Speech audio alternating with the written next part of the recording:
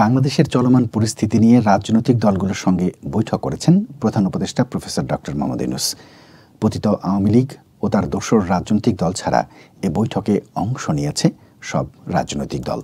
বৈঠক থেকে দলগুলোর নেতারা বার্তা দিয়েছেন, দলীয় আদর্শ ভিন্ন হলেও দেশের স্বাধীনতা ও সার্বভৌমত্বের প্রশ্নে সবাই ঐক্যবদ্ধ। দলমতের উপরে উঠে বাংলাদেশ প্রশ্নে কোনো আপোষ হবে না।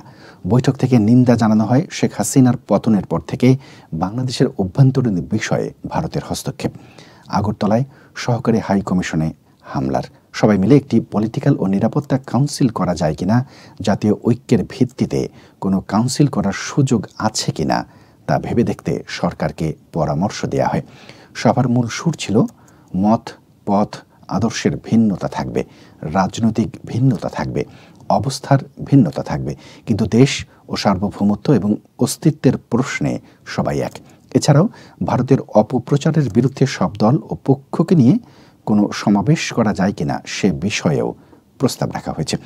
রাজনৈতিক নেতৃবৃন্দ দাবি করেছেন, বিগত শেখ হাসিনা সরকারের সময়ে হওয়া ভারতের সঙ্গে সব চুক্তি প্রকাশ্যে আনার, এছাড়াও রামপাল সহ ক্ষতিকর সব চুক্তি বাতিলের, সাম্প্রদায়িক সম্প্রীতি রক্ষা করে সবাই এক থাকার বিষয়ে ঐক্যমত্য হয়েছেন।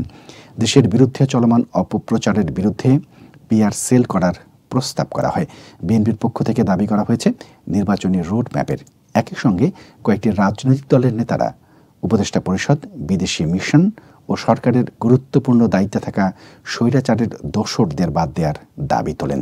বলেন, এদের কারণে শান্তি শৃঙ্খলা নষ্ট হচ্ছে। সরকার প্রধান দেশের বিদ্যমান পরিস্থিতিতে সব রাজনৈতিক দলকে ঐক্যবদ্ধ হওয়ার আহ্বান জানিয়েছেন। দীর্ঘ বৈঠক শেষে সবার ফটো সেশনে জানান দেওয়া হয় একতা ও ঐক্যের।